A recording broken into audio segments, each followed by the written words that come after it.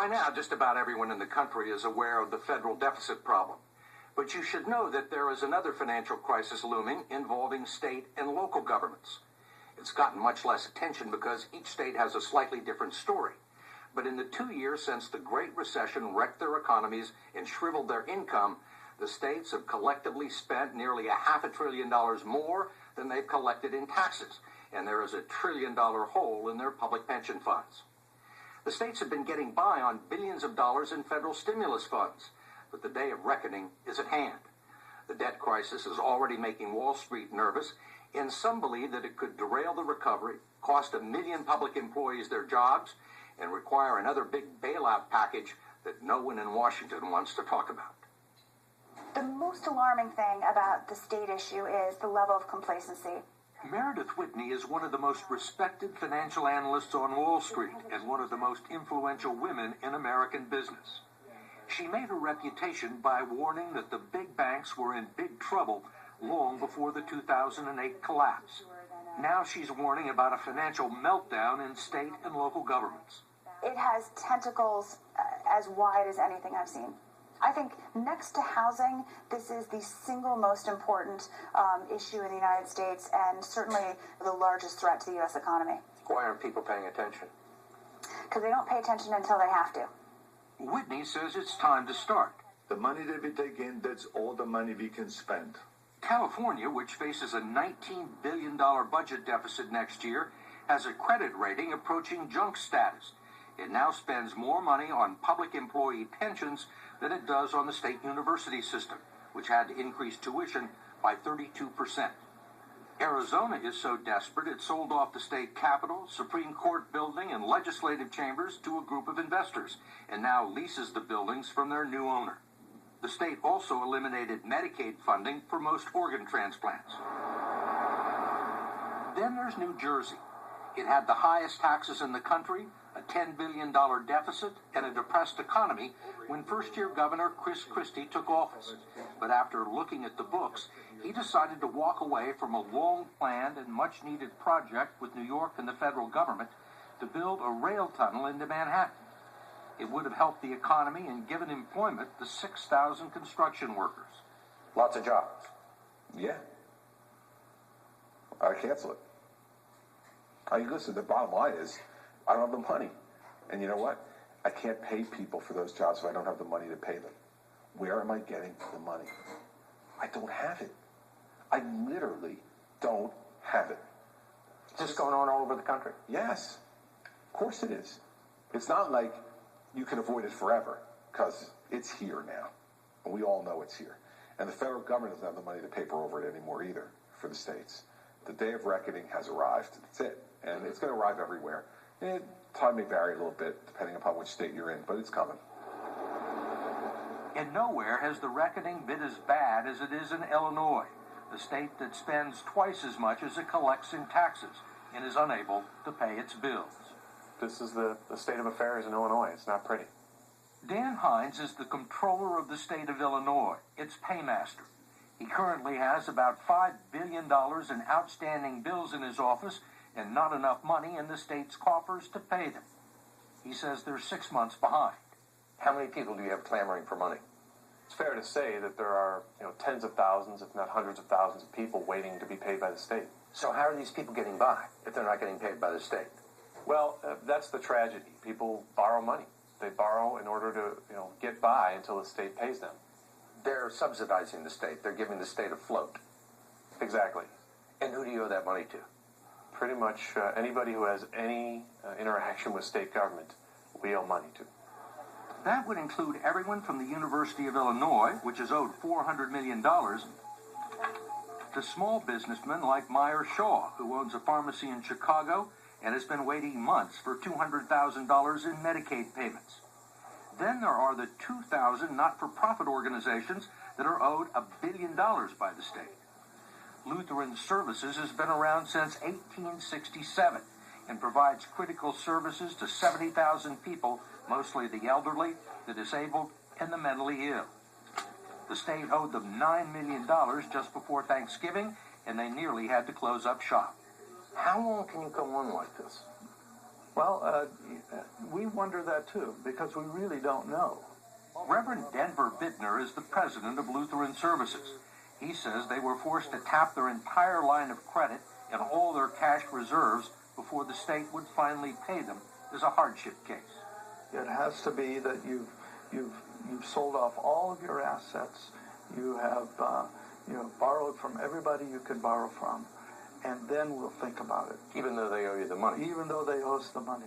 The first words out of my mouth are usually an apology, because they have been, put in this situation that, really is unacceptable, and that, there's very little I can do or say other than apologize. It's not just the social safety net that Comptroller Dan Hines has to worry about. There have been Illinois legislators evicted from their offices because the state didn't pay their rent, and stories about state troopers being turned away from gas stations because the owners refused to take their state credit cards. The state's a deadbeat. Yeah, I mean, the state of Illinois is known as a deadbeat state. This is a reputation that has taken us years to earn, and we've reached, the heights of, I think, becoming the worst in the country. Not all of the problems that Illinois and other states are facing right now can be traced to the Great Recession, but the precipitous drop in tax revenues did expose decades of financial irresponsibility, reckless spending, unrealistic benefit packages for public employees, and the use of political gimmicks to cover up hidden deficits. It's forcing state governors and the public to confront some harsh realities.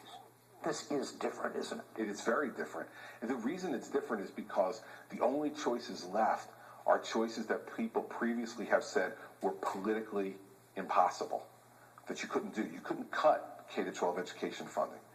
You couldn't do those things. You couldn't talk about pension and benefit reform for the public sector unions, that these were third rails of politics. We are now left with no alternatives. Just the third rail. Yeah, that's it.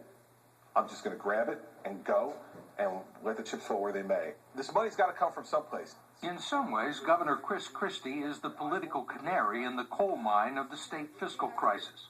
He slashed New Jersey's budget by 26%, including $1 billion in cuts to education, forcing the layoffs of thousands of teachers.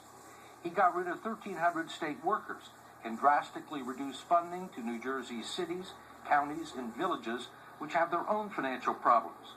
And he's still facing another $10 billion deficit next year. Long term, the situation is much, much worse. Okay, let's talk about the pension obligations. Sure. $46 billion unfunded liability for pensions, $66 billion unfunded for health care liability? Yes, sir.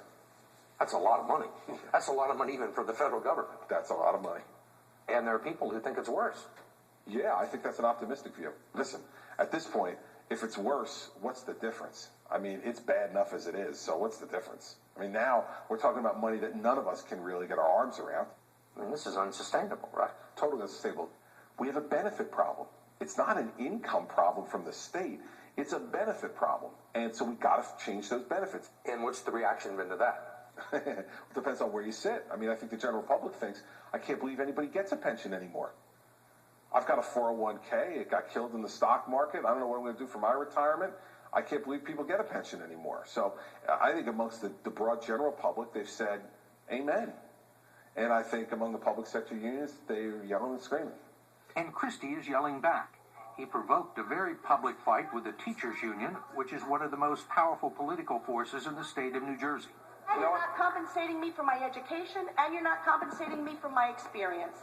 Well, you know what? Then you don't have to do it. It's a scene that is starting to play out all over the country. Cuts, cuts, cuts, and more cuts. Governors of cash-strapped states are beginning to cajole or bully public employee unions into making concessions on what are considered to be gold-plated retirement and health care packages, which are now collectively underfunded to the tune of $1 trillion. Some union leaders have suggested that you're running the state like Tony Soprano. Well, that's, as an Italian-American, I take great offense to that. Listen, you know what it is? I'm the first person to expose them for what they've been doing to the public. You want the public employee unions to share the pain. You bet.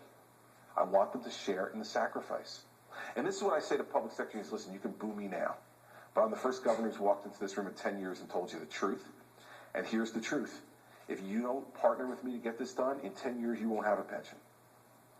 And that's the truth. But it's also the truth that some of the responsibility for New Jersey's pension woes lie at the doorstep of the governor's mansion. Christie and his predecessors have failed to contribute the state's share of its pension obligations in 13 of the last 17 years. One of the reasons the fund is going broke.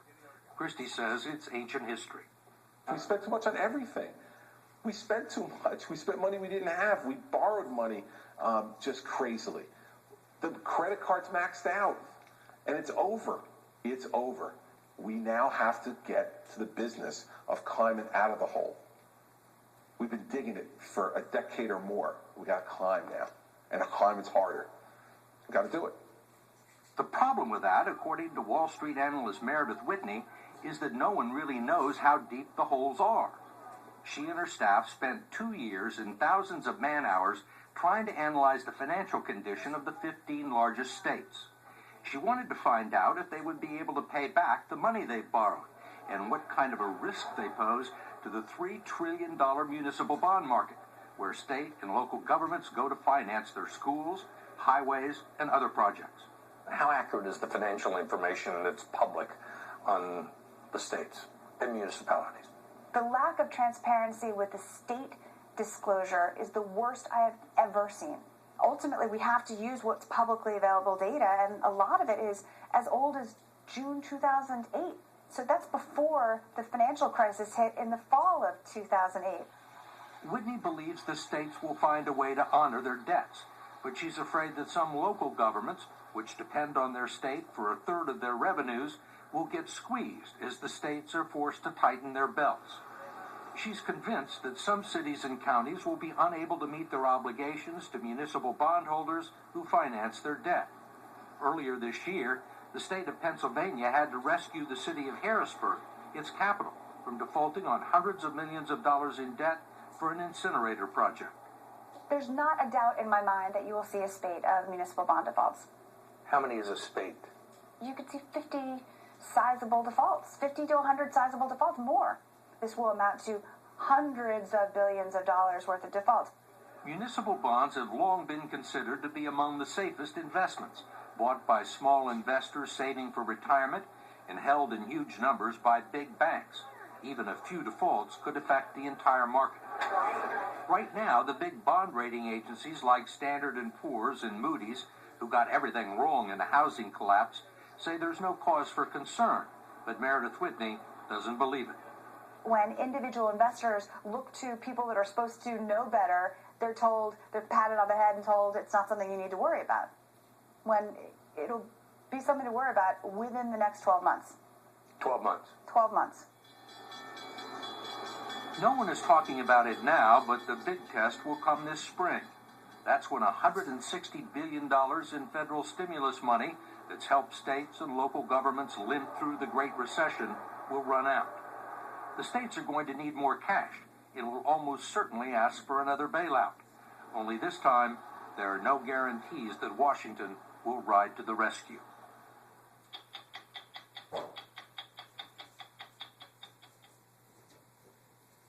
CBS Money Watch Update, sponsored by Spiriva Handy Hair.